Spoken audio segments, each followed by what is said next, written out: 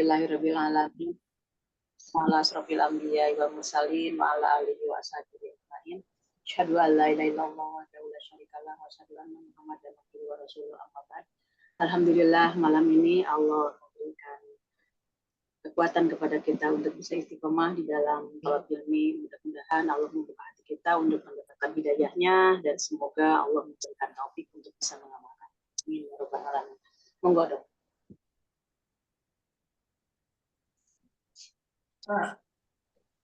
Minta tolong ini ya Mbak share screen-nya. Iya. Sudah.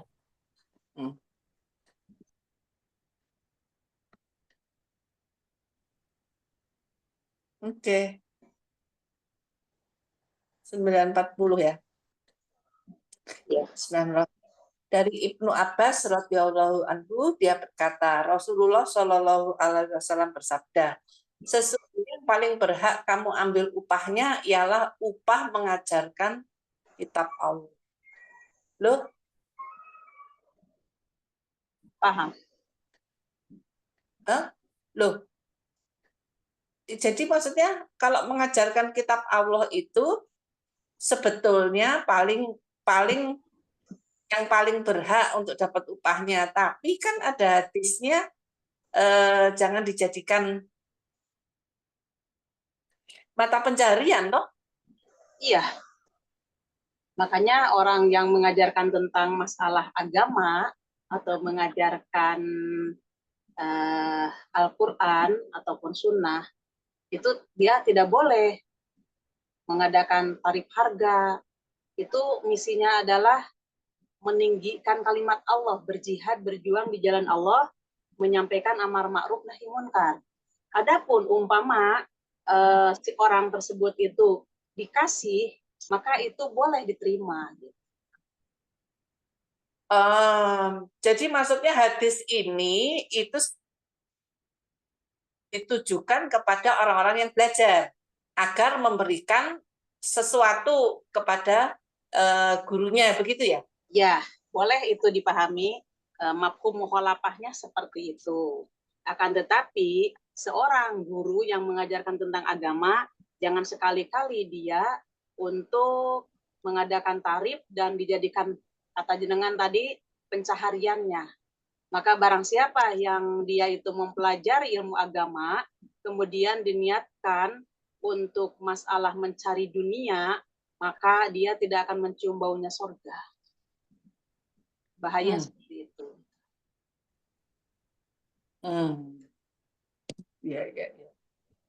Jadi ini maksudnya itu sebenarnya halal untuk menerima upah sebagai mengajarkan kitab Allah gitu ya. Iya. Tapi tadi tidak boleh menentukan itu, menarik istilahnya, menentukan, ayo aku bayaran gitu enggak boleh ya. Tetapi dia berhak untuk menerima itu ya. Ya. Kemudian di dalam masalah hal seperti itu, kadang-kadang orang tersebut kalau dibayarnya besar, dia semangat. Tapi kalau umpamanya dibayarnya kecil, semangatnya kecil juga. Ada yang seperti itu. Bahkan tidak mau diundang lagi. Ada yang seperti itu juga. Itu yang tidak boleh seperti itu. Masalah semangat itu tetap untuk meninggikan kalimat Allah, dan di situ ada kewajiban yang sudah paham mengajak kepada yang belum paham berkewajiban dia untuk mencari paham. Yaitu antara yang mengajar dengan yang diajar itu harus betul-betul semangat dua-duanya. Karena man ta'alamal khairun nas man ta'alamal Qur'an wa 'allamahu. Orang yang paling baik adalah orang yang belajar Al-Quran dan mengajarkannya. Kemudian thalabul ilmi fardhatun ala kulli muslimin. Mencari ilmu itu adalah wajib bagi setiap muslim. Jadi dua-duanya ada. Monggo, Dok. Termasuk bahasa tinggi gitu ya, Ustazah. Bahasanya itu tinggi, harus apa ya? Kita mengerti secara ya. Gimana menjelaskannya kok jadi sulit? Ya Ustaz. Bahasa tinggi sekali nih ya. Di situ insya Allah bisa dipahami oleh orang-orang yang berilmu. Oke. Lanjut ya Ustaz ya. Lanjut. Monggo Mbak Susi 941. 941 dari Ibnu Umar radhiyallahu anhu, dia berkata, Rasulullah Shallallahu alaihi wasallam bersabda, berikanlah upah kepada pekerja sebelum keringatnya kering. Kalau ini mudah sekali apa? Iya, ini apa namanya, seperti kewajiban kita apabila kita memperkerjakan seorang itu sebelum selesai, bahkan sebelum selesai dia bekerja, kita berikan upahnya. Ya. Gitu ya, Ya. Jadi artinya orang itu sudah bekerja, tapi upahnya diundur-undur. Itu nggak boleh. Disegerakan ya maksudnya ya. Disegerakan. Kalau kita umpamanya punya asisten, memang sudah waktunya dia gajian, ya jangan ditunda-tunda, besok lusa gitu. Nggak seperti itu. Bahkan sebelum keringatnya dia itu kering, maka harus segera dibayarkan. Ya, jelas. Tapi kalau apa namanya gaji bulanan memang sudah bulanan begitu, enggak apa-apa kan Ustazah? Iya, nggak apa-apa. Karena dia kan sudah maklum juga. Dan pas waktunya juga kan sudah ditentukan gitu oleh yang membayarnya. Jadi kalau umpamanya seorang karyawan kerja di juragan itu, kan di situ sebelum dilaksanakan pekerjaan, ada transaksi dulu, ada ijab kabul. Nanti kamu gajiannya diterimanya di tanggal 29. Kalau itu tanggalnya 30, berarti kamu tanggal 30 atau ya itu tetap tanggal 29 setiap bulan. Umpamanya dia masuknya tanggal 1. Jadi benar sekali ketika dia memberikan gajinya itu di tanggal 29 atau tanggal 30-nya. Masalahnya dia masuknya kan tanggal 1. Jadi jangan membayarnya di tanggal 1. Kalau di tanggal 1 istilahnya bulan kemarin itu keringatnya dia sudah kering gitu. Berarti lebih sehari. Kalau berkaitan dengan hadis yang kemarin itu dan kasus yang disampaikan siapa ya, Dokter Ari atau gimana ya, yang ada perjanjian pegawai dalam hal ini itu rumah sakit. Nah itu ikatan 2 tahun, ikatan kerja 2 tahun, kalau tidak sampai 2 tahun diwajib untuk mengembalikan, begitu kan ya? Ya, Dokter Sinta itu ya. Dokter Sinta ya, Dokter Sinta. Ya. Kalau dikembalikan nah itu sebetulnya yang cacat itu adalah perjanjiannya ya. Perjanjiannya dan orang yang menjanjikan, dan mohon maaf yaitu ikrarnya tadi. Yang benar itu di Islam itu kalau umpamanya dia kerjanya itu di bawah, memang perjanjian 2 tahun. Akan tetapi kalau umpamanya tidak mampu untuk melaksanakan 2 tahun, baru juga umpamanya 6 bulan dia sudah keluar. Ya kalau dilihat dari hadis ini tetap, karena kan dia selama 6 bulan itu tidak mengecewakan di dalam masalah kerja, tetap melaksanakan kewajiban yang dia kerjakan selama 6 bulan. Harusnya sejuraganya itu memberikan yang 6 bulan tadi upahnya kepada orang tersebut. Adapun kan ikrarnya juga sudah diutarakan. Kalau umpamanya 2 tahun dikontrak tapi 6 bulan dia sudah keluar, maka yang 6 bulan itu harus mengembalikan. Nah, kalau ditinjau dari segi Islam itu sangat tidak cocok. Apakah Islam itu mengadakan perjanjiannya ikrar yang merugikan? Berarti kalau salah satu ada yang dirugikan, itulah yang dikatakan riba. Kalau disekolahkan, ya, kemudian itu dengan ikatan kerja, balasannya itu dengan ikatan kerja sekian tahun. Kalau tidak memenuhi kontrak, maka biaya kuliahnya yang disuruh kembalikan bukan gaji yang dia terima, itu masih boleh ya Ustaz? Sama dengan tadi, Dok. Sama dengan tadi itu kan harus mengembalikan uang kuliah gitu kan? Iya. Nah, Iya kan, tapi waktu dia kuliah kan dia tidak bekerja. Tapi kan dia kuliah emang dibayarin gitu, iya. dibayarin kuliahnya beasiswa, anggaplah begitu. Oh, Terus jadi iya, itu masih kalau dilihat dari segi masalah makruh dan bolehnya, masih boleh. Bolehnya karena ketika dia kuliah tidak bayar, maka ketika dia tidak memenuhi untuk penetapan pengangkatan kerja tersebut, tidak memenuhi syarat, berarti si orang itu harus membayar kuliah. Ya insya Allah, ketika dia membayar kuliah, tapi kan dia sudah melaksanakan pendidikan di situ. Tapi waktu itu karena terikat oleh ikatan dinas tidak bayar tapi tidak memenuhi syarat, maka dia harus bayar. Insya Allah kalau seperti itu masih tidak merugikan gitu, walaupun bayar pun saya sudah punya ilmu gitu. ya ya. Oke, siap Ustazah.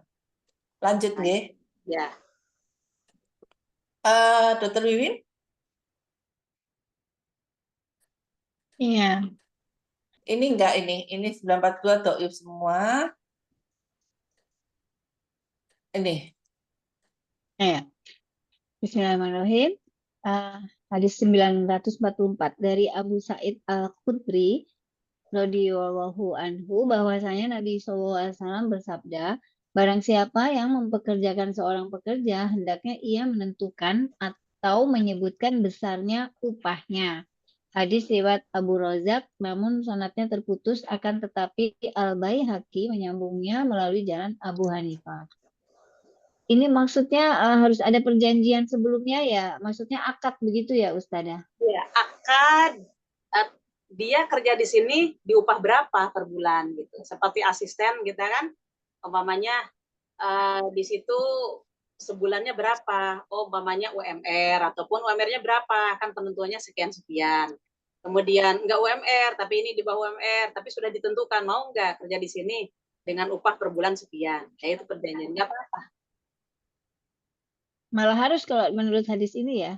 Ya, malah harus supaya si orang tadi nanti seenaknya Nggak aja. merasa didolimi. Nah, gitu. Ya, kalau penentuan seperti itu boleh. Lanjut. Kasusnya itu pegawai lama digaji 1 juta misalnya. Terus kemudian datang pegawai baru yang lebih muda, dia sudah pengalaman, pegawai lama itu misalnya sudah pengalaman 4 tahun. Kemudian ada pegawai baru yang baru masuk tapi gajinya sudah 2 juta, jauh di atas yang pegawai lama. Kayak gitu sebetulnya enggak masalah ya secara Islam, tapi kan banyak bikin sakit hati. Keadilan Iya. ya. Ya, masalahnya mungkin dilihat dari segi keilmuan, dari segi skill dan ijazah juga, Dok. Mungkin seperti itu, Dok. Enggak, Dilihat. kalau memang lebih tinggi sarjana apa gimana kayak gitu oke lah, itu wajar. Tetapi kalau misalnya sama atau karena dia anaknya siapa kayak begitu, yang bikin iri kan begitu, Ustazah. Ya, itu nggak boleh. Sama derajatnya, satu level, kerjaannya pun sama, tapi gajinya yang berbeda. Itu yang nggak boleh. Intinya mungkin kalau itu tidak ada hadis untuk ininya, intinya yang menyakitkan hati itu yang perlu ditinjau ya. Iya, ya. Jangan menyakiti hati seseorang. Betul. Oke, lanjut. Menghidupkan tanah yang mati. Dokter Ari, monggo.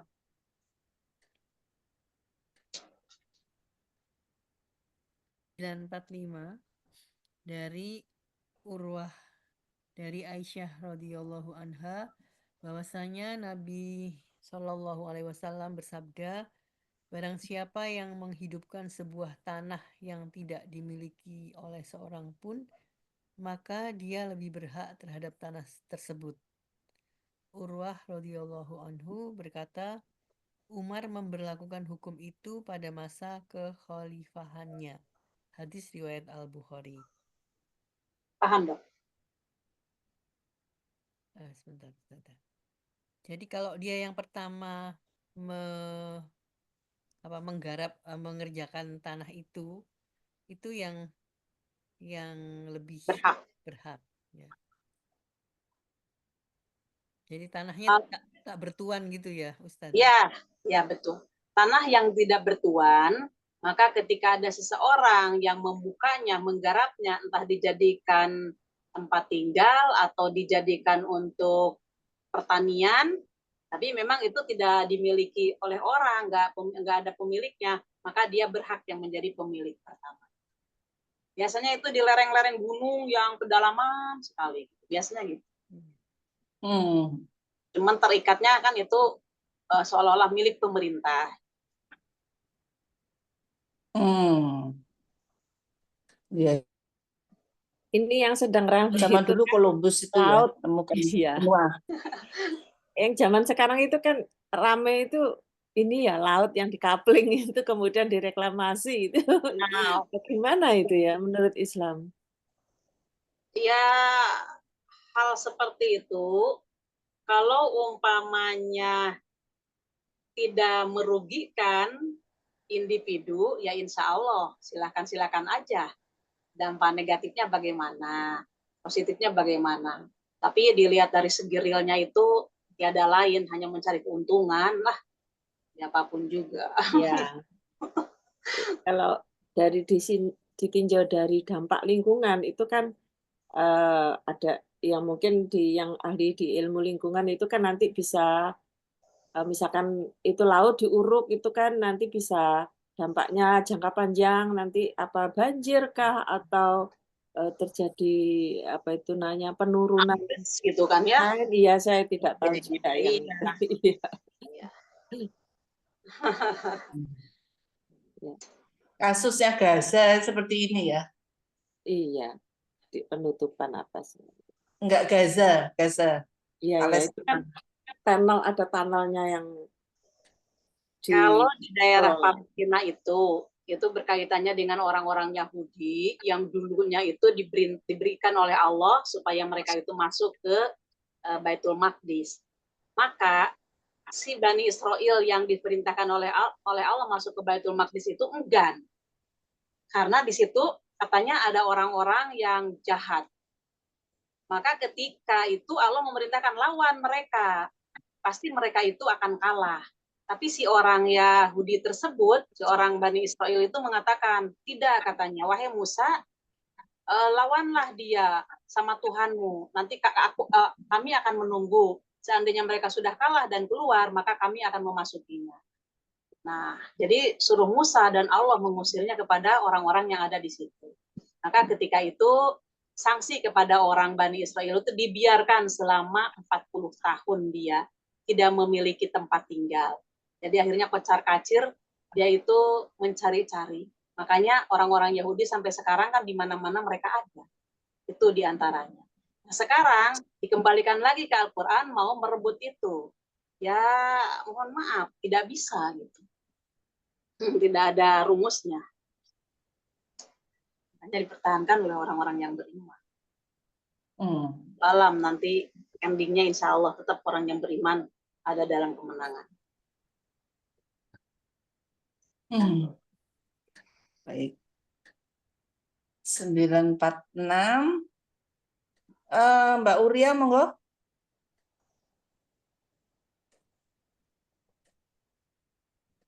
Dari Said bin Said radhiyallahu anhu, dari Nabi Shallallahu Alaihi Wasallam, beliau bersabda, barang siapa menghidupkan tanah yang mati, maka tanah itu menjadi miliknya. lanjutan Hadis riwayat tadi itu Lanjut lanjutan 947 ya. 947 ya. Dari Ibnu Abbas radhiyallahu anhu bahwasanya Asyab bin Jadzamah Al-Laitsi mengabarkan kepadanya bahwa Nabi Shallallahu Alaihi Wasallam bersabda, tidak ada yang berhak menetapkan batasan tanah kecuali Allah dan Rasul-Nya.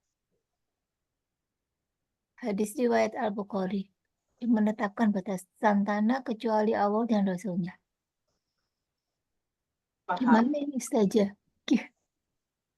Paham Bunda? Bingung sih.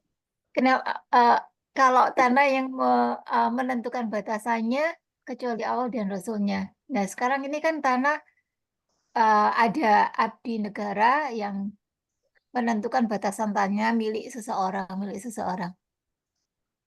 Kalau tanah tersebut digunakan untuk keperluan pemerintahan di dalam Islam, maka yang menentukan itu berhak Rasul dan Allah. Umpamanya, untuk menampung ternak-ternak yang dikeluarkan zakatnya, nah zakatnya itu kan banyak ternak-ternak. Maka sapi, unta, menyimpannya di mana? Kalau tidak di tanah. Maka dari itu tanah untuk penyimpanan unta-unta zakat ataupun kambing dan lain sebagainya, maka itu yang menentukan adalah pemerintahan negara. Umpamanya cukupnya ini berapa hektar umpamanya untuk menampung zakat. Nah, maka di situ adalah hak Allah dan Rasulnya, maknanya ditentukan oleh pemerintahan Islam. Itu maknanya. Iya, iya. Oke. Lanjut. 948 dari Ibnu Abbas, Rasulullah Shallallahu Alaihi Wasallam bersabda, tidak boleh menimbulkan kemudorotan dan tidak boleh pula membalas kemudorotan dengan kemudorotan. Oh, itu Islam tuh. Iya. Nah, Dok. Jadi kalau ditipu tidak balas menipu, dilaporkan aja ke polisi, gitu ya? Iya.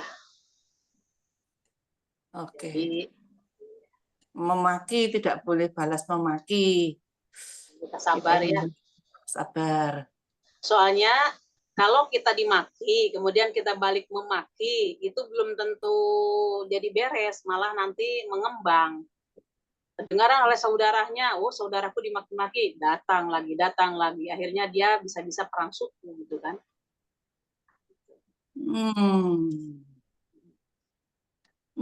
Ada ternyata hadisnya. Maka Islam itu indah, Islam itu damai. Ya, mata itu enggak ada ya. Itu kan kalau di film-film mafia itu kan mata dibahas mata, gigi dibahas gigi, kecuali kalau itu mati ya kisos itu ya. Iya, ya. Termasuk itu juga mata dengan mata itu kisos, Dok. Iya, itu kan tapi dalam hal sebentar, kisos itu untuk khusus untuk orang mati atau untuk enggak keseluruhan fisik? Jadi artinya begini, kalau kita pribadi nggak boleh balas, tapi kisos itu pelaksananya kan pemerintah ya, berarti kan harus dilaporkan. Iya. Jadi nanti yang melaksanakan kisos, mamanya gigi kita ini diputuskan oleh si A, dilaporkan, maka pemerintah memerintahkan untuk memutuskan giginya si yang memutuskan tadi. Kalau dia melukai, ya dilukai lagi. Kalau masalah mata, saya itu diculek oleh dia, dilakukan oleh pemerintah untuk menculek. Iya, seperti itu. Sebagai pribadi nggak boleh ya? Ya. Baik. Tapi masyarakat nggak sabaran ya? Kenapa? Masyarakat nggak sabaran ya? Kalau dia memukul, maka dipukul lagi, malah dibunuh orang yang memukulnya itu, gitu kan? Yes. Ya. Masalahnya apa? Ya, kalau ada di negara kita tidak menegakkan hukum itu. Ya. Nggak berani balas kamu banci. Dibilang gitu kan? Oh iya, iya. Kamu yang jual, aku yang beli kan gitu. Iya. Lanjut. Oke. 950. Monggo, Mbak Susi.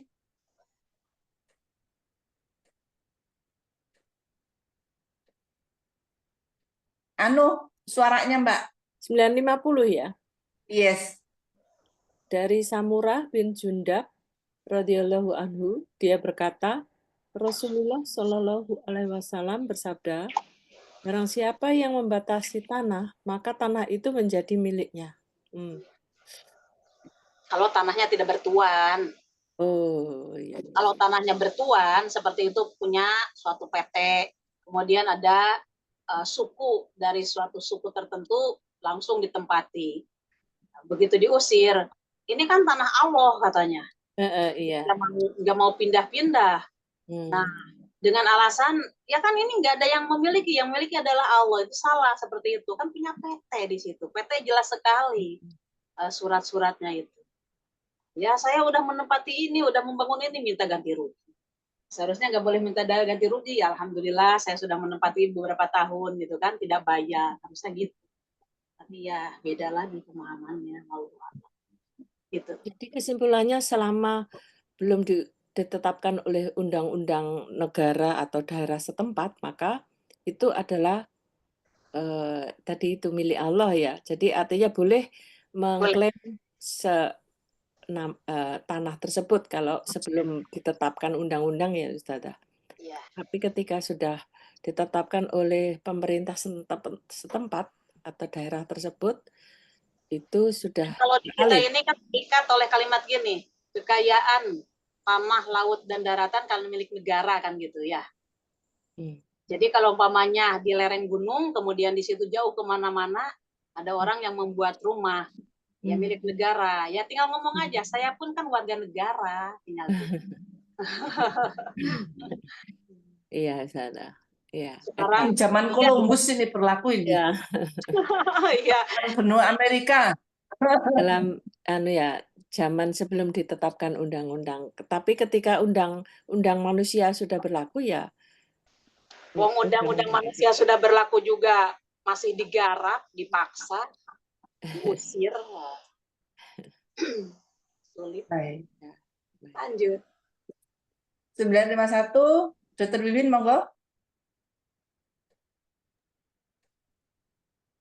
Dari Abdullah bin Mughaffal radhiyallahu anhu bahwa Nabi Shallallahu alaihi wasallam bersabda, barang siapa yang menggali sumur, maka menjadi haknya 40 hasta untuk memberi minum ternaknya. Artinya, Dok? 40 hasta itu luas tanah ya, Ustaz? Ringnya dari sumur tersebut. Luas kanan, kiri, depan, belakang. Ya, jadi luas tanah yang di sekitar itu maksudnya. Sekitar sumur ya.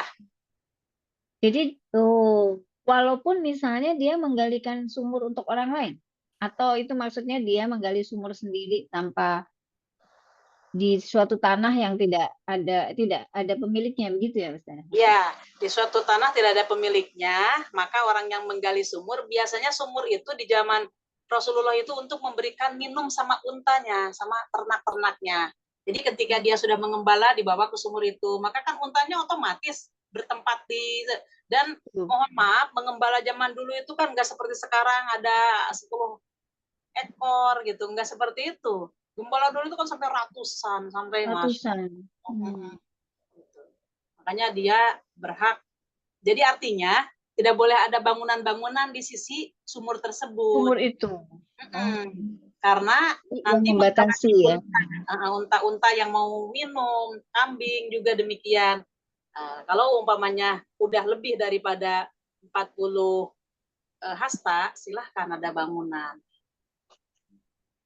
40 hasta itu 18,18 meter ukurannya. Ya. Luas lah, paling tidak. Sak rumah. Ini maksudnya binatang ternak itu berarti yang dipelihara manusia ya. Seperti binatang liar itu. Kalau harimau ya takut orang bintangnya dimakan. Akan gini, kita kalau pencinta lingkungan itu suka memberi makanan atau minuman kepada binatang liar seperti burung itu, ya kan dia mencari makan, itu kayak buah-buahan itu diikhlaskan untuk burung-burung liar. Kemudian minuman itu kadang disediakan oleh mereka untuk minum burung-burung liar yang lewat atau yang di sekitar situ. Tapi itu dilindungi oleh pemerintah kan, Bu Susi ya? Liar, iya dilindungi ya. Dilindungi. Nah, dari dilindungi itu mungkin pemerintah pun bekerja untuk melestarikan mereka. Iya. Sehingga disiapkan gitu.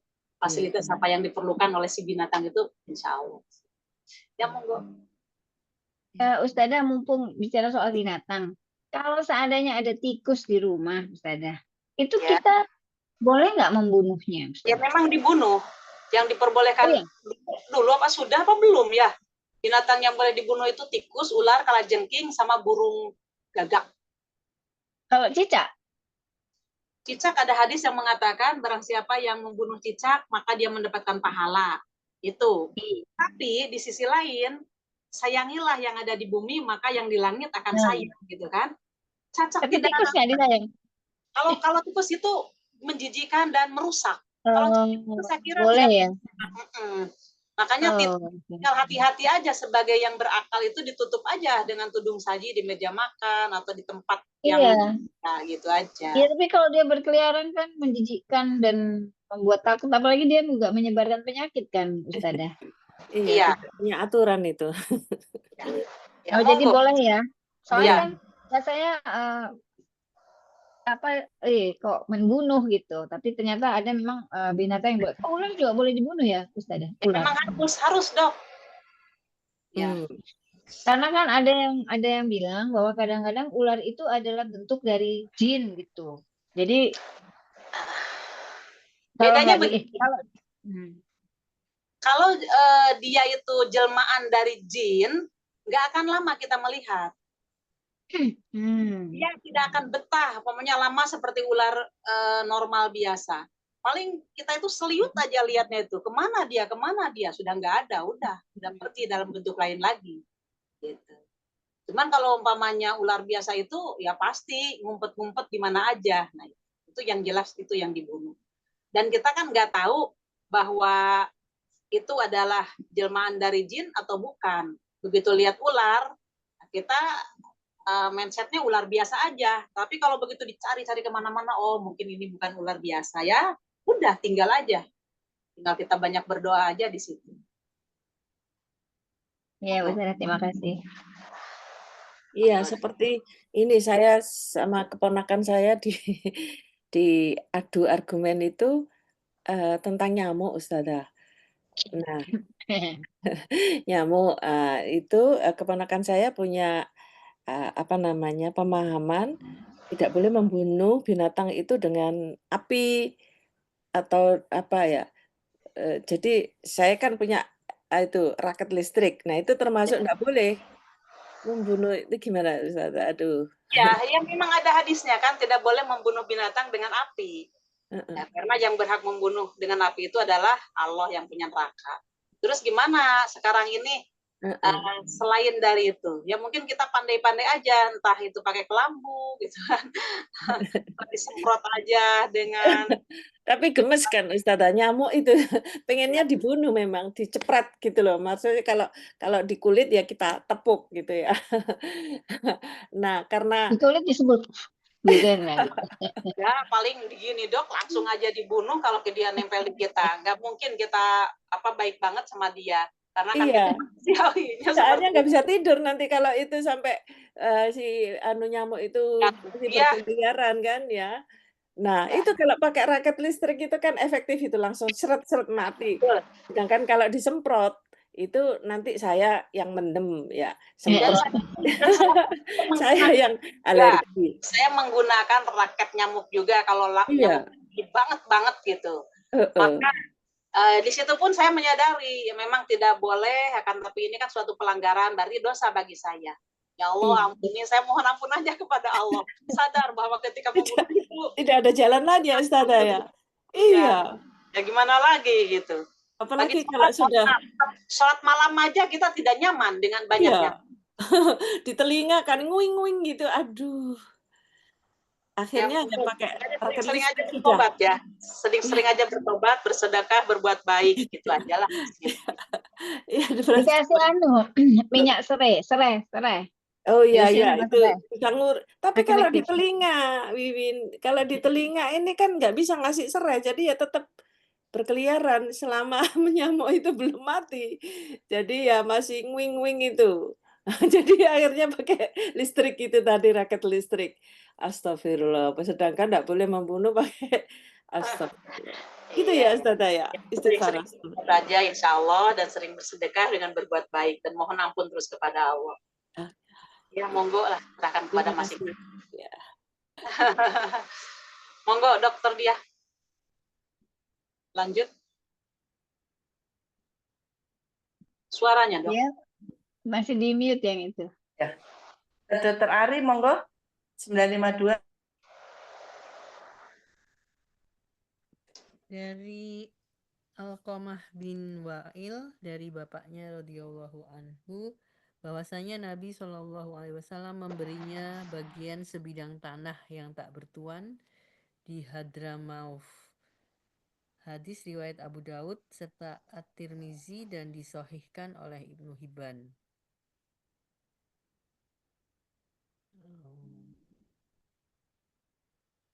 Paham, Dok. Ya, ini Nabi yang memberi ya tanah yang tak bertuan. Ini yang diberi Alqamah. Oh, Alqamah ya. Ya, Ustazah.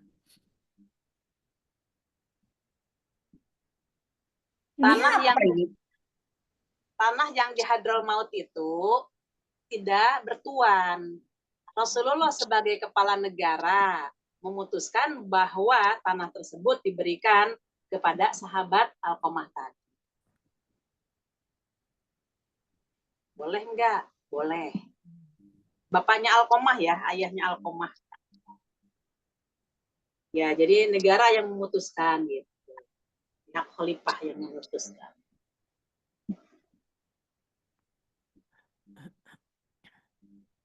Monggo, jelas? Iya. Sebagai pemimpin pun dari pihak negara, kalau memang itu tanahnya bertuan, nggak boleh sembarangan. Ya seperti yang telah terjadi, diusirin gitu orang-orang dengan apa? Dibayar dengan harga murah, dipaksa karena dia masih puasa. Nah itu tidak boleh memaksa seperti itu gitu. Tapi kalau toh umpamanya ada kesesuaian di dalam masalah pemindahannya itu direlokasikan, ditempatkan dengan tempat yang nyaman yang sudah disediakan oleh pihak pemerintah, mungkin banyak yang mau juga. Fasilitasnya disiapkan, semuanya kebutuhannya ada di situ, mungkin bisa. Tapi kan ini enggak. Di pihak mereka itu malah mencari keuntungan yang merugikan rakyat. Barang siapa yang dia mati dalam keadaan menipu rakyat, maka haram dia masuk surga. Bab pemerintahan. Monggo, gimana Dokter Dia? Iya. Lanjut. 953, Mbak Uria, monggo. Dari Ibnu Umar radhiyallahu anhu bahwasanya Nabi Shallallahu alaihi wasallam memberi bagian tanah yang tak bertuan kepada Jubair. Sejauh kudanya berlari, maka ia pun melarikan kudanya hingga berhenti. Kemudian melempar cemetinya. Kemudian beliau bersabda, "Berikanlah kepada sejauh lemparan cemetinya." Dari hadis riwayat Abu Daud, namun di dalamnya terdapat kelemahan. Cara mengukurnya. Iya. Dari pihak pemerintah, Rasulullah ya menentukan seperti itu. Atau itu kudanya lari, ya sejauh itu mungkin berapa hektar ya. Maka diberikan kepada sahabatnya tadi. Ya, boleh seperti itu, boleh. Ya di atas kan disebutkan yang menentukan Allah dan Rasul. Iya, kalau yang tadi menentukan Allah dan Rasul itu untuk kebutuhan negara. Oh. Penyimpanan harta zakat. Jadi berbeda, nggak ada kaitannya dengan yang hadis ini. Kalau dalam hal ini, tanah itu belum bertuan. Kemudian pemerintah yang mengelola. Maka pemerintah boleh nggak memberikan kepada individu? Boleh.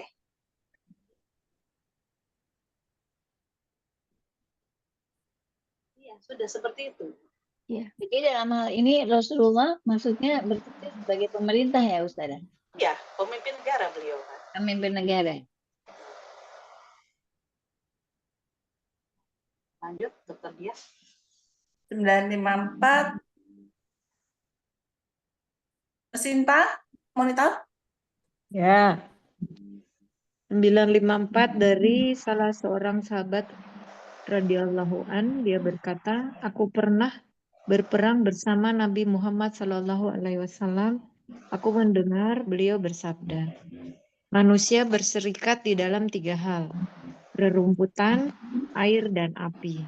Hadis riwayat Ahmad dan Abu Daud. Para perawinya dapat dipercaya. Artinya apa, Dok? Manusia itu berserikat tuh berkumpul Iya, dalam 3 hal. Rerumputan mungkin maksudnya bertani apa ya? Kurang ngerti saya. rumput, air, dan api tidak boleh diperjualbelikan. Makanya seandainya orang yang punya sumur, sumurnya itu kan di luar umum gitu kan. Kemudian ada orang yang minta air dari sumur tersebut. Oh boleh, ambil air tapi dijual 1 jerigen umpamanya 500 rupiah. Gitu. Itu nggak boleh. Silahkan aja ambil sendiri. Nah itu nggak boleh diperjualbelikan air. Sekarang semuanya udah dijual belikan ini Ustazah. Masalahnya bukan menjual airnya. Kita ini mengupah kepada orang yang mengalirkan air ke sini kan dia diatur. Kalau PDAM itu kan diatur. Nah, kita untuk membayarnya itu. Aqua, gas, listrik. Ya, kalau itu kan hasil dari mereka Diolah kan itu ya. mengolahnya, maka sampai ke rumah kita membelinya itu gitu, bukan membeli airnya, tapi kan karena sudah terbiasa ngomong kita beli air gitu. Tapi yang jelas itu air di kolam, air di kali, air di sumur tidak boleh diperjualbelikan. Kemudian rumput pun demikian. Kan kalau dulu itu rumput untuk dijadikan makan ternak. Nah sekarang umpamanya ada rumput-rumput itu, oh boleh 1 karung sekian gitu. Nggak boleh. Jadi ngambil bersama-sama aja dalam rumput tersebut. Karena rumput itu kan tidak ada yang secara manusianya tidak ditanam, itu tumbuh oleh Allah ditumbuhkan. Maka sama-sama. Api pun demikian. Nah kita tidak membeli, ketika kita membeli gas itu kan, sumber api, kita bukan membeli apinya, tapi membeli sumbernya itu. Ada yang gas kayu, ada yang gas itu kalau umpamanya gas kecil gitu kan. Nah, berarti kita bukan beli apinya, tapi beli pengolahannya itu. Berarti ada rumput dijual belikan ya. di Pertanah taman itu ya. Itu rumput kan banyak dijual 10 cm gitu ya. 10 cm. Rumput untuk taman, rumput untuk lapangan golf, rumput untuk lapangan sepak bola, itu gimana? Rumput untuk makan ternak.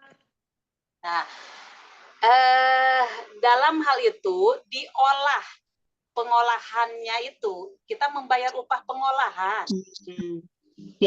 Disajikan dalam bentuk yang mudah gitu ya. Iya. Jadi itu kita membayarnya. Tapi kalau umpamanya ada tumbuh sendiri, kemudian kita membeli hasil potongan rumput itu, kita nggak boleh diperjualbelikan. Tadi pengolahannya tadi. Mindsetnya benar-benar harus dirubah ya. Betul. Mindset. Cara pandang kita, niatnya bagaimana. Ustazah, saya misalkan punya tanah. Tanah ini kosong ya, nganggur, lalu tumbuh rumput-rumput. Kemudian rumput-rumput ini boleh diambili orang ya berarti ya? Boleh, tapi izin kepada jenengan yang punya tanah. Iya. Maksudnya ya menginjaknya itu, izinnya itu. Iya. Maksudnya Mbak Bati, mengambil rumputnya itu saya tidak berhak untuk Melarang. iya, melarang atau mengambil uang gitu ya. Nggak boleh jenengan. Ya silakan, kamu ngambil rumput di tempat saya, tapi bayar dong 1 karung sekian. Nggak boleh. Ya. Gitu ya. Kalau kita mengupah dia ya supaya bersih kan kebunnya. Iya, terima kasih gitu ya harusnya. Iya, malah kita iya betul. Kita malah terima kasih, dirapihin malah nggak ada ular. Ya, seperti itulah. Ya. Sampai rumput pun oleh Islam itu diatur. Iya, iya. Masya Allah, ya. Terima kasih. Islam. Lanjut, Dok. Wakaf. Wakaf. Mbak Lucy, monitor? Mbak Lucy, tunggu. Oh, nyimak. Oke, baik. Dr. Sinta 955.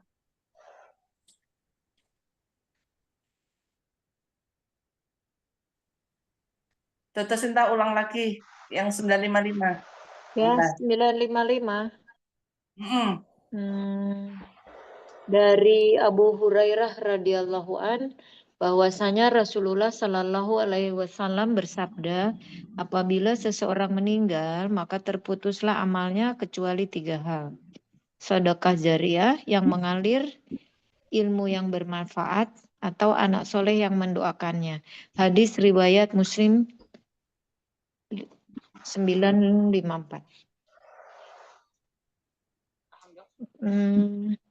Jadi ini adalah 3 hal yang bisa mengalirkan pahala buat mayit Sudah meninggal. Orang yang sudah meninggal. Yang pertama sedekah jariyah itu sedekah jariyah ini amal jariyah ya, misalnya kita membangun masjid, sekolah, pondok pesantren gitu ya Ustazah ya. Terus ilmu yang bermanfaat ini ilmu, apakah harus ilmu agama atau ilmu duniawi juga? Ilmu duniawi yang mendukung tentang lancarnya agama. Contoh, kalau saya jelaskan dulu masalah wakaf. Wakaf itu artinya dari bahasa Arab, wakofa. Wakofa itu adalah berdiam. Berdiam. Itu wakaf itu berdiam. Maka ketika kita punya tanah diwakafkan, berarti itu sudah tidak bisa lagi diperjualbelikan. Satu, tanah yang diwakafkan itu tidak boleh diperjualbelikan. Yang kedua, tidak boleh dihibahkan. Gitu. Apalagi ada keluarganya yang menuntut harus diambil jadikan waris, itu nggak boleh. Jadi kalau sudah diam ditempatkan dihibahkan untuk masjid, itu diwakafkan masjid, ya udah untuk masjid. Caranya seperti itu. Nah, selama barang itu benda itu ada, kemudian kita ini meninggal dan masih digunakan oleh umum, insya Allah walaupun kita sudah meninggal, pahalanya atau ganjarannya kita masih terus saja mendapatkan dari tanah tersebut yang diwakafkan tersebut. Selama masih dimanfaatkan. Ya, kalau sudah tidak bermanfaat berarti mandek. Iya, padahal niatnya yang mewakafkan itu kan maunya amal jariyah. Tapi terus yang menerima wakaf ini tidak meneruskan ini memamurkannya. Amanah. Iya. Tidak dimamurkan lagi, itu bagaimana? Ada kan beberapa masjid yang saya lihat karena di sebelahnya, di dekatnya ada dibangun lagi masjid yang lain, terus akhirnya yang wakaf ini agak jadi tidak berlangsung lagi kegiatannya. Ada beberapa yang saya lihat begitu. Seharusnya kalau umpamanya itu berdekatan di satu kampung, satu RT, ya nggak usah bangun lagi masjid. Maka ya, seharusnya. Tapi ternyata orang-orang suka sekali bangun sampai ini kan Ustazah ada yang mengatakan bahwa zakat itu bisa untuk membangun ini sebagai fisabilillah, kan ada yang beranggapan seperti itu. Iya, Ustazah, ini mungkin ya apa Kalau termasuk kalau adab ya. Saya pernah menjumpai juga seperti itu. Di masjid itu misalkan direnovasi. Nah, di antaranya itu kan ada apa Permohonan. bukan apa namanya lantai itu apa yang kotak-kotak itu namanya apa? Keramik atau kotak-kotak itu apa? Iya, iya, Itu keramik. tekel-tekel ya. Itu kan Tekel. hasil wakaf orang zaman dulu ya. Nah, Oh, sampai ada yang takmir yang amanah ini dia tidak mau dibongkar itu tegelnya meskipun direnovasi, oke, nanti pasti digunakan. Karena ini berhubungan dengan amal jariah orang yang dulu menyumbangkannya. Itu seperti itu, Ustaz. Tapi tampaknya tidak semua takmir masjid seperti itu. Jadi begitu renovasi ya bongkar semua. Tidak mau tahu itu barang dulu itu sumbangan siapa. Nah ini. Eee, itu apa bagaimana hukumnya gitu di iya, Islam? a adab atau gimana iya, yang menurutkan kasihan ya amanah dari takmirnya ya, kasihan niatnya yang yang ini, dulu yang memberikan niat Ya. untuk mendapatkan jariah. heeh. Tamir yang jenengan ceritakan tadi berarti dia amanah banget gitu. Iya, ada yang itu, seperti itu, ada yang tidak, Ustazah, iya. selama itu masih bisa digunakan dan Mhm. masih bermanfaat, kenapa mesti dibongkar? Karena Rasulullah tidak diperintahkan untuk menghiasi masjid untuk dimegah-megahkan gitu, tidak. Tapi itu kalau masih bagus ya, kecuali kalau di situ sudah tekelnya rusak gitu kan, maka diganti nggak masalah. Tapi kalau masih utuh, masih bagus, kenapa enggak gitu. Dan tekel itu biasanya awet ya. Iya, tapi kan apa ini semangatnya anak-anak sekarang kan pengennya yang kelihatan cerah, yang bersih, yang apa namanya gampang dirawat kan. Kalau tackle dulu itu mungkin warnanya udah kusam meskipun masih bisa dipakai, tapi mereka ingin ya itu tadi ingin indah, ingin bersih, jadi dibongkar gitu. Padahal itu adalah sumbangan zaman dulu ya, meskipun dia menyisihkan uang dengan susah payah, seperti Ya, itu. insya Allah yang mengatur pahala kita serahkan kepada Allah ya. Iya. Nah, kemudian kalau dilihat dari segi seperti itu, yang enak itu yang punya tanah ya. Tidak mungkin ini ya. Nggak mungkin tanahnya itu diambilin kemudian digeser-geser gitu kan, nggak mungkin. Jadi yang enak yang punya tanah. Maka ketika kita punya tanah, wakafkanlah tanah. Berarti itu sampai kiamat pun tetap itu akan mengalir kepada kita. Insya Allah seperti itu. Jelas ini ya, udah paham ilmu Belum, yang Ustazah. Itu misalnya kita kan ini masih hidup ya. Terus kita niatnya untuk amal jariah. Sementara ya kayak tadi misalnya yang diceritakan Bu Susi itu, kita belum meninggal aja kadang sudah nggak bermanfaat gitu loh. Padahal itu kan niat kita setelah kita meninggal jadi amal jariah. Nah, selama hidup kita berusaha menabung sebanyak-banyaknya, dimintain bantuan untuk sumbangan ini itu apa ya karena niatnya untuk amal jariah ya kita kasih artinya dengan niat ikhlas karena ingin mendapatkan amal jariah. Tapi bahkan sebelum meninggal pun ternyata manfaatnya sudah tidak ada gitu loh. Itu gimana itu? ya. Kalau masalah pahala, tetap Allah akan memberikan dalam hal itu. Akan tetapi Karena niatnya ya. seperti itu ada renovasi pas kita masih hidup, ya insya Allah mudah-mudahan Allah memberikan rezeki, kita ya tambah lagi gitu untuk menambah dan menambah renovasi tersebut. Boleh jadi ketika itu direnovasi dan itu permanen, kita meninggal masih ada.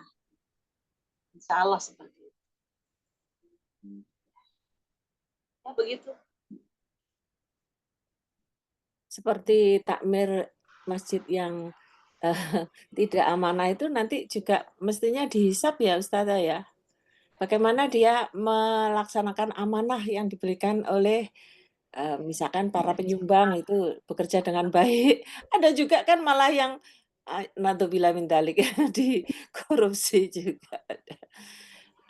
Bagaimana Ustazah itu seperti itu kan kita berniat ikhlas ya, percaya, ternyata yang dipercaya tidak amanah seperti itu, Nah, maksudnya mungkin begitu Dede iya. Sinta. Jadi Barang siapa kecewa kan kita, iya. Barang siapa yang melanggar amanah dan dia umpamanya dikasih oleh Allah suatu jabatan, kemudian dia itu tidak amanah terhadap jabatan tersebut, dalam arti dia menipu rakyatnya, menipu yang di bawahannya dia, maka secara gamblang haram dia masuk surga. Kalau dia memang merusaknya. Tapi kalau umpamanya ada perbaikan-perbaikan, ya insya Allah serahkan aja kepada Allah masalah pahala kita. Dan beliau di dalam merusak itu bukan dalam arti merusak untuk tidak bermanfaat, tapi justru akan diperbaiki lebih indah lagi. Tapi seandainya kita di situ masih hidup dan kita ada rezeki, ya mungkin mau dipermanenkan, maka kita pun mudah-mudahan aja bisa nyumbang lagi gitu. Tapi tetap pahala itu di sisi Allah, udah Kita di serahkan sini. pada Allah ya, Ustazah. Monggo, Dokter Ria gimana? Suaranya, Dok. Ustazah ini tertulis anak soleh. Kalau anak nggak soleh, Ya nggak bisa. Tanda anak soleh sudah saya kemukakan. Kalau laki-laki dan perempuan itu adalah sholat yang 5 waktu, di antaranya itu yang utama. Kalau untuk anak perempuan di samping sholat yang 5 waktu, dia menutup aurat. Dan lain-lainnya banyak, udah pasti. Jadi arti soleh itu bahasa Arab. Dari solaha, yasluhu, solihun. Itu artinya baik. Soleh itu artinya baik. Maka orang-orang yang muslihun itu orang-orang yang baik. Baik menurut siapa? Baik menurut Allah dan Rasulnya, baik menurut agama. Berarti kalau dia tidak sholat, baik enggak? Tinggal gitu aja pertanyaan. Oh, tidak baik, berarti tidak soleh. Kalau dia itu tidak menutup aurat, baik enggak? Oh, tidak baik, berarti tidak soleh. Itu aja.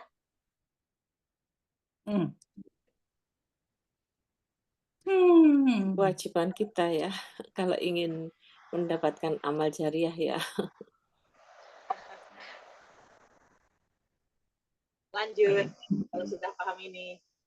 Mbak Susi monggo 956. 956. Dari Ibnu Umar radhiyallahu anhu, dia berkata, Umar radhiyallahu anhu memperoleh bagian tanah di Khaybar. Kemudian dia datang menghadap Nabi Shallallahu Alaihi Wasallam untuk meminta petunjuk dalam mengurusnya. Dia berkata, wahai Rasulullah, aku memperoleh sebidang tanah di Khaybar yang menurutku aku belum pernah memperoleh harta yang lebih baik daripadanya. Beliau bersabda, jika kamu mau wakafkanlah pohonnya dan sedekahkanlah hasil buahnya. Ibnu Umar berkata, lalu Umar mewakafkannya dengan syarat pohonnya tidak boleh dijual, diwariskan, atau dihibahkan, atau diberikan kepada seseorang.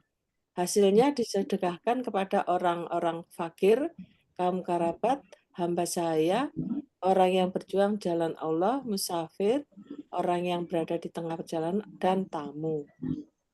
Pengelolanya boleh memakannya dengan sepantasnya dan memberi makan sahabatnya yang membutuhkan. Muttafaq alaih, dan lafal ini menurut riwayat Muslim, sedangkan dalam riwayat Bukhari disebutkan Umar mewakafkan pohonnya dengan syarat tidak boleh dijual dan dihibahkan, namun disedekahkan buahnya. Maka jangan kaget kalau di dalam musim haji ada pembagian seolah-olah itu dari pemerintah. Bukan dari pemerintah. Pemerintah itu adalah mengelolanya. Jadi dari pihak pemerintah itu ada panitia-panitianya yang memang itu dibagikan kepada orang-orang yang berbuka puasa waktu di Masjidil Haram atau di Madinah. Itu adalah sebagian besar dari pohonnya yang Umar ini tanam dahulu. Kemudian kan pamannya itu sudah sekian ratus tahun, sekian 1000. Itu kan zaman pemerintah Umar dan zaman Rasulullah itu. Maka diperbaharui lagi oleh para pengelolanya, maka itulah sedekahnya Umar.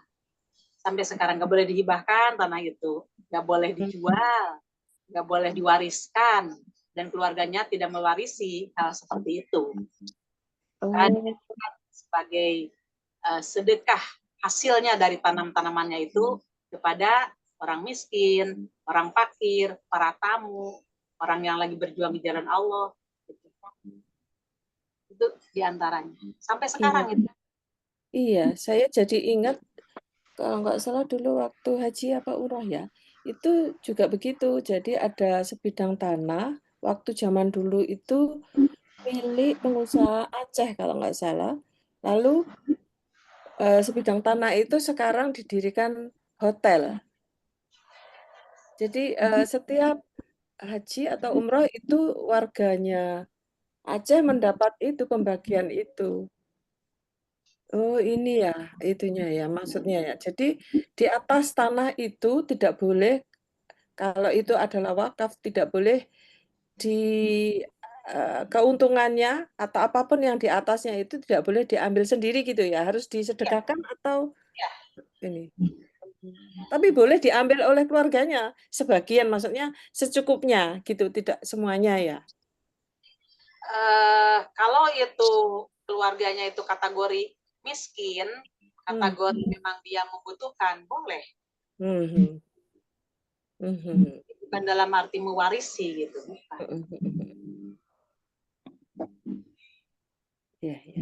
Bukan Umar saja, di sini banyak para sahabat yang lain pun. Iya.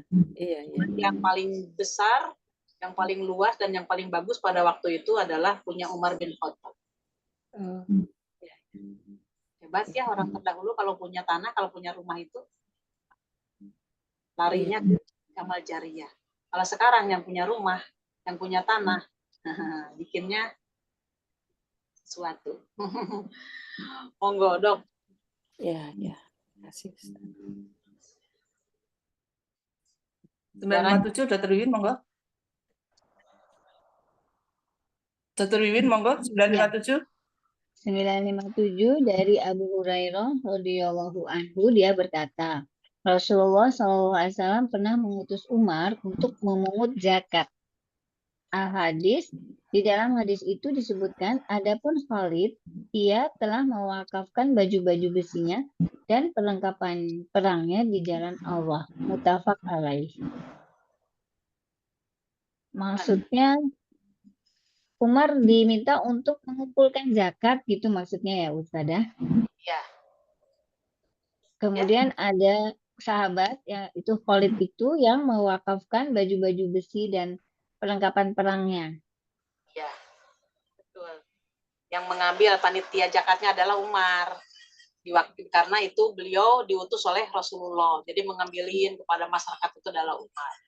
Termasuk ini salah satunya yang mengeluarkan baju besinya, untuk peralatan perang, perabot-perabot segalanya, maka diserahkan kepada Umar. Yaitu siapa? Khalid bin Walid. Itu baju-baju besinya itu kemudian dijual dan hasilnya dibagikan kepada orang yang butuh miskin gitu ya Ustaz?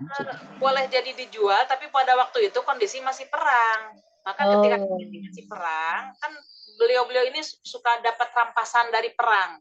Jadi kalau dipakai sendiri kan mungkin banyak, entah 3, entah berapa gitu. Maka yang satunya dipakai, yang satunya kan diwakafkan, dibawa, diserahkan ke Baitul Mal. Baitul Mal itu kan dulu cara mengelolanya betul-betul jelas gitu. Makanya bagiannya pun Rasulullah langsung yang membagikannya. Kalau sekarang ya wallahu a'lam, nggak bisa suudzon saya dan nggak boleh suudzon siapapun. Tapi mungkin untuk husnudon agak sulit. Tapi tak harus ya Ustaz, harus dipaksa untuk husnudon.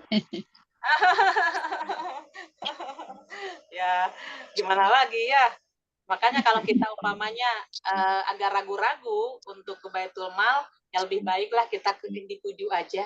Mungkin kita keluarga kita di desa di mana masih ada bau-bau kerabat kita, lebih baik aja langsung. Atau kepada orang yang fisabilillah gitu kan di lingkungan kita, kemudian kita kanan kiri ada miskin itu langsung. dari dulu saya belum merasa belum pernah menyimpan zakat fitrah ke masjid. Itu langsung kepada orangnya, oh ada orang ini, ada saudara ini, langsung. Sada, kalau kita ngasihkan baju-baju zaman jahiliyah kita dulu gimana? Nah itu dok, yang memakainya siapa gitu? Kayak yang non muslim aja ya Ustazah. Berikan aja kepada yang tidak memeluk Islam aja dok. Mungkin punya kenalan-kenalan. Atau ya itu seperti itu. Ke gereja. Ke gereja aja. Kalau dijual terus hasilnya kita sedekahkan gitu, mana lebih baik? Dikasihkan atau? Ya boleh. Boleh dijual. Artinya menjual baju-baju yang tidak syar'i itu boleh-boleh aja ya? Ya boleh-boleh aja kalau ada yang mau. Tapi kalau orang muslim yang paham tentang masalah aurat, mereka tidak akan membeli. Iya, tapi menjual mah boleh-boleh aja ya, enggak terlarang. Boleh-boleh aja. Dan niatkan Larang dari ya. situ kita sedekahkan. Untuk dimakan sendiri juga nggak apa-apa, untuk disedekahkan pun monggo gitu. Terserah, dibagi dua pun silahkan. Monggo lanjut. Bab berikutnya ini siapa ini? Siapa ini? Tadi sudah, Wiwin sudah. Dr. Ari monggo. Hibah adalah memberikan sesuatu kepada Suaranya orang kecil ya Dokter Ari? Suaranya kecil. Dok. Ya. Hibah adalah memberikan sesuatu kepada orang lain untuk dijadikan hak miliknya dengan tanpa meminta pengganti apapun. Umrah adalah memberi rumah kepada orang lain dengan ucapan, aku memberimu rumah ini seumur hidupmu. Rukbah adalah memberi rumah kepada orang lain dengan ucapan, jika aku mati sebelummu, maka rumah ini menjadi milikmu. Dan jika engkau mati sebelum aku, maka rumah ini kembali menjadi milikku. Baru dengar ini Ustazah. Iya. Belum tahu. Lanjut Dr. Ari. Ya.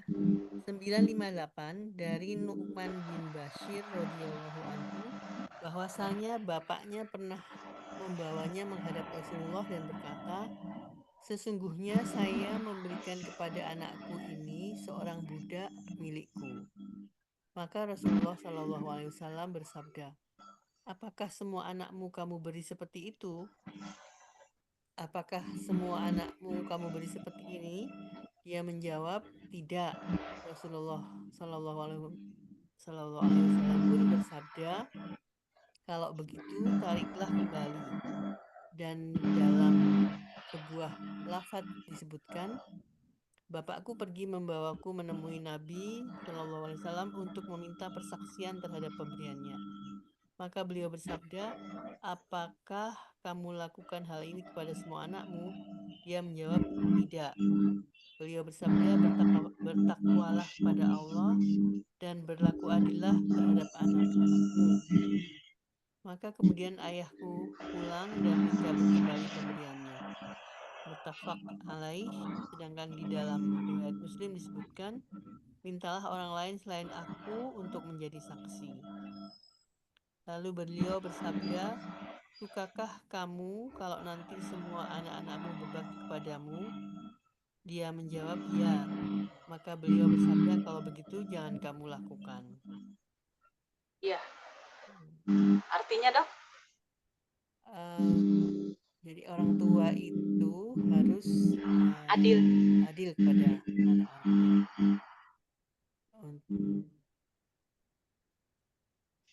Tapi apakah harus sama gitu Ustazah kan? Kalau masalah yang dihibahkannya itu tidak sama, tidak masalah, disesuaikan mungkin kebutuhan masing-masing.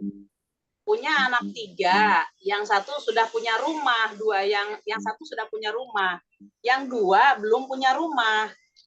Maka ketika kita punya 2 rumah, Yang satu kan sudah punya rumah, yang satu diberi, tapi yang satu itu mungkin bisa diganti dengan uang, gitu.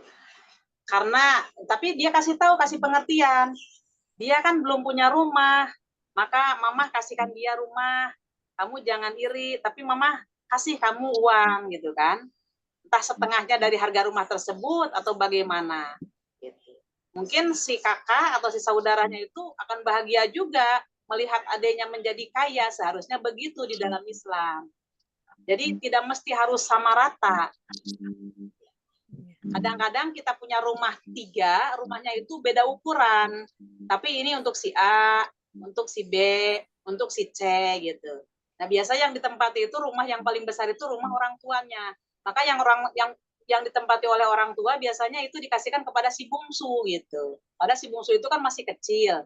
Nah, itu tidak boleh iri-irian yang lainnya, karena itu sudah pembagian dari orang tuanya tersebut. Ya. Begitu, Dok. Iya. Jadi nggak boleh salah satu yang diberi, harus semuanya yang diberi. Karena masalahnya itu merupakan ketakwaan. Walaupun yang lain itu tidak tahu, tapi Allah mengetahui di situ. Maka di sini Rasulullah bersabda, ittaqullah, hendaklah kalian bertakwa kepada Allah, wa adilu, dan berbuat adillah tuh. Baina auladikum, di antara anak-anak kalian. Monggo, bagaimana, Dok? Paham? Iya, paham Ustazah. Terima kasih. Tadi kalau punya anak 3, tapi rumahnya 2. Yang satu kan sudah punya rumah, dengan alasan sudah punya rumah tidak dikasih rumah.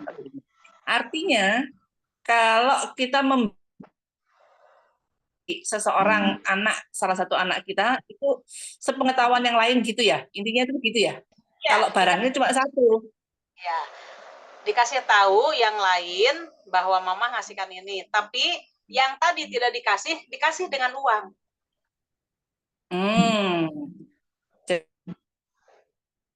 Ini budaknya itu cuma satu, ya sebaiknya nggak usah dikasih. Atau kalau satu dikasih budak, yang lain dikasih apa gitu ya. Pokoknya sama-sama dikasih gitu, tapi bentuknya bisa beda-beda gitu kan? Ya, tapi kalau umpamanya, makanya karena budaknya satu mungkin ini, atau umpamanya kalau budaknya 3 mungkin dikasih anaknya 3, budaknya 3, budaknya itu kan dikasihkan kepada satu-satu semuanya gitu, terbagi. Maka dari itu mungkin boleh jadi nanti salah satunya kan, loh, iri-irian lah, udah gitu aja. Orang yang iri kan nggak baik kata-katanya. Iya. 959 Mbak Uria, monggo. Lanjut. Dari Ibnu Abbas radhiyallahu anhu, dia berkata, Nabi Shallallahu Alaihi Wasallam bersabda, orang yang menarik kembali pemberiannya bagaikan anjing yang muntah kemudian menjilat kembali muntahannya. Muttafaq alaihi. Sedangkan dalam riwayat Al-Bukhari disebutkan, kami tidak mempunyai perumpamaan yang buruk bagi orang yang menarik kembali pemberiannya bagaikan anjing muntah yang menjilat kembali muntahannya. Ya, kalau sudah memberi, iya, nggak usah diungkit-ungkit lagi, ya seperti menjilat muntahnya sendiri si anjing gitu. Nggak boleh. Maka sebelum memberi itu harus diperhitungkan, dan tetap kita niatkan karena Allah supaya tidak ada imbalan-imbalan dari orang tersebut. Saya mau memberi karena mungkin ada unsur keinginan apa gitu. Maka ketika sudah memberi, jangan diingat-ingat lagi. Adapun orang itu mau membalas dari kebaikan kita, mau mengucapkan terima kasih atau enggak, ya udah, nggak usah kita pikirin.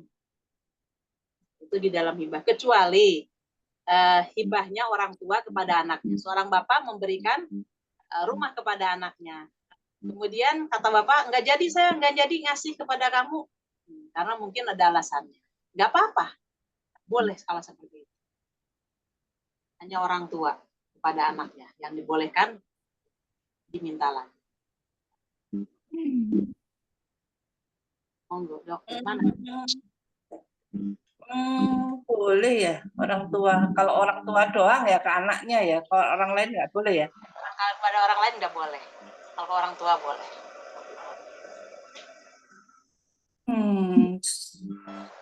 Suami ngasih kalung istrinya. Sorry, tak jual ya. Aku punya utang. Nggak boleh. Nggak boleh.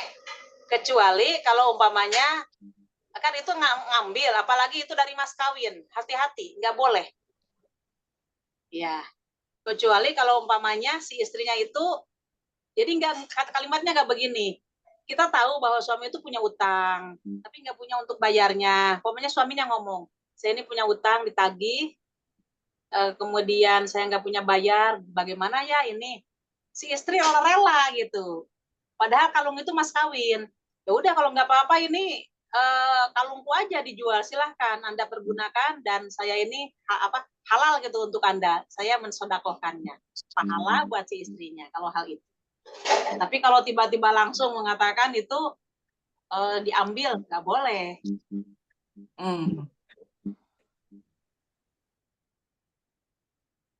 Ya gitu dok, karena ada hadis bahwa anakmu dan hartamu itu adalah milikmu gitu kepada orang tua kan, ada hadis itu. Oh, dasarnya orang tua boleh ngambil itu begitu ya? Ya, silahkan cari hadis. Iya, benar. Ya, monggo lanjut. Jadi anaknya dikasih mobil terus diambil lagi. Jadi boleh ya? Baik. 961 dari Aisyah radhiyallahu anha, Rasulullah Shallallahu pernah menerima hadiah dan membalasnya. Jadi Rasulullah itu boleh menerima hadiah tapi tidak boleh menerima sedekah ya. Iya. Ya. Dan ketika pembantunya Rasulullah itu atau budaknya Rasulullah itu mendapatkan zakat. Berarti kan itu barang zakat. Nah, sudah pindah kepemilikan kepada budaknya itu. Kemudian si budaknya itu menghadiahkan kepada Rasulullah. Dan Rasulullah memakannya. Kalau itu boleh. Karena itu bukan zakat kepada Rasulullah, tapi zakatnya kepada si budak tadi, dan budaknya itu menghadiahkan kepada Rasulullah. Boleh. Lain lagi acaranya. Kan Rasulullah dan anggota keluarganya tidak boleh menerima sedekah atau zakat. Budak-budaknya apa juga kayaknya enggak boleh juga. Apa ya? Atau boleh? Umpamanya seperti itu, kan dia termasuk ke kategori miskin. Memang kalau umpamanya sudah jadi budaknya Rasulullah, itu memang tidak boleh. Akan tetapi di situ ada hadis yang mengatakan memang bukan budak tapi siapanya Rasulullah gitu. Oh, iya. Budaknya itu, kalau nggak salah itu Anas bin Malik itu. Kalau bukan Anas bin Malik kan bukan termasuk keluarganya, tapi dia asisten. Kalau asisten kan bukan termasuk. Memang budak itu nah itu dia mendapatkan, maka beliau ini menghadiahkan kepada Rasulullah dan Rasul memakannya. Sudah beda acaranya. Oke, paham. 962 akhir Susi monggo. Ya, 962 dari Ibnu Abbas radhiyallahu anhu, dia berkata, seseorang memberikan seekor unta kepada Rasulullah Shallallahu Alaihi Wasallam, maka beliau pun membalas pemberian itu dan bertanya, apakah engkau rela? Orang itu menjawab, tidak. Maka beliau pun menambahnya dan bertanya, apakah engkau rela? Orang itu menjawab tidak. Beliau menambahnya lagi dan bertanya, apakah kamu rela? Orang itu menjawab, ya. Ini contoh Rasulullah ketika diberi pemberian oleh seorang, kemudian Rasulullah menanyakan sampai membalas dan menanyakannya sampai 3 kali begitu ya, Ustazah? Ya. Jadi untuk memastikan relakah kamu gitu? Jadi artinya gini, ketika kita diberi oleh orang, maka ketika kita membalas dari pemberian itu, boleh lebih. Kalau kemarin kita ngasih kepada orang itu 1 kilo rambutan, mungkin begitu dia membalas ke kita ada rambutan, ada lain-lainnya. Gitu.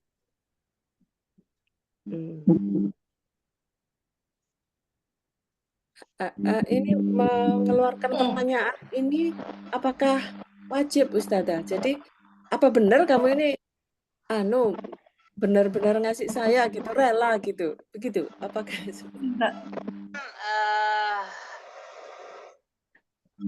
yang realnya berbentuk seperti ini, tapi itu maknanya bagi kita ketika kita diberi sesuatu pemberian maka balaslah dengan yang level atau dia membalas dengan yang lebih baik dari itu. Ini untuk kita seperti itu. Tapi kalau komen sekarang ada orang yang memberi kepada kita, nah ini ada hadiah untuk jenengan sepeda motor. Kan kita nggak percaya gitu kan, masalahnya kok diberi banyak besar sekali gitu nilainya. Loh, kok sepeda motor? Betul nggak ini saya diberi? Bener ikhlas gitu kan? Cuman ketika kita bertanya begitu tidak punya barang lagi untuk memberi. Ya kalau begitu bagaimana kalau saya membalas? Nah, kalau begitu Anda memberi motor kepada saya balas dengan Anda dikasih mobil gitu. Nah, kalau seperti itu ya alhamdulillah. Tapi kan kita yang biasanya orang-orang kita ini nggak seperti iman seperti Rasulullah dalam pemberian juga, dalam pembalasannya juga. Kalau kita begitu diberi memang kaget gitu, makanya kita bener nggak ini memberinya gitu. Nah gitu. Pertanyaan seperti itu. Cuma di dalam membalas kita tidak sampai untuk memberikan yang lebih baik kepada dia lebih daripada sepeda motor umpamanya gitu. Duh, Sada, kalau nanyain orang yang ngasih tadi, tak balas dengan ini, kamu rela tak? Enggak. Terus jadi ditambah lagi sama Rasulullah. Kalau tak tambahin ini rela enggak? Enggak. Ditambahin lagi, baru dia ikhlas. Ini kan ada begini, orang kalau memberi itu kan sama dengan kalau sedekah itu kan kita nggak boleh ngarep balasan. Lah kalau dengan Rasulullah menanyakan apakah kamu rela ini, terus dia jawab begitu, apa tidak? Arti tidak memberikan pendidikan untuk minta balasan. Karena yang mengajukan pertanyaan itu, yang mengajukan pembalasan adalah Rasulullah. Mungkin kalau Rasulullah tidak bertanya seperti itu, orang itu tidak akan ada jawaban lain-lain. Tapi karena ini sudah berlangsung seperti itu, di sini tidak menunjukkan dan kita sudah banyak tentang ilmu itu, nggak boleh mengharap kepada selain kepada orang yang diberi itu gitu. Penekanannya ke situ. Nah, kalau sekarang ini kita banyak ilmunya. Nah, kemudian dalam hal ini hanya orang yang diberi boleh membalas, ya boleh. Bagaimana? Anda sudah memberi motor kepada saya. Kalau saya kasih kepada kamu ini, kira-kira mau nggak gitu? Ya mau. Ikhlas nggak kamu diberi ini? Enggak lah, ada tambahannya, ada teman umpama gitu. Tapi di sini tidak menunjukkan bahwa kalau sekarang kondisinya ya kalau udah ngasih aja. Itu kan dengan sahabatnya seperti itu, mendidik itu. Jadi ya itu hanya kepada kita kalau kita diberi kebaikan maka kita membalasnya. Kalau kita tidak punya untuk membalas maka doa gitu. Oke. Baik. Terima kasih banyak. Sudah cukup. Oh iya, sudah sampai sini. Alhamdulillah, mudah-mudahan apa yang kita bahas dijadikan oleh Allah sebagai menambah keimanan dan ketakwaan kita. Semoga kita mendapatkan ampunan, rahmatnya, dan juga kebaikannya yang terus-menerus oleh Allah diberikan. Amin. Amin. Rabbana la tuzigh qulubana ba'da idh hadaitana wa hab lana min ladunka rahmatan innaka antal wahhab. Subhanakallahumma wa bihamdika asyhadu an la ilaha illa anta astaghfiruka wa atubu ilaik. Rabbana atina fid dunya hasanah wa fil akhirati hasanah wa qina adzabannar. Wassalamualaikum warahmatullahi wabarakatuh. Waalaikumsalam warahmatullahi wabarakatuh. Jazakallahu khairan. Ustazah.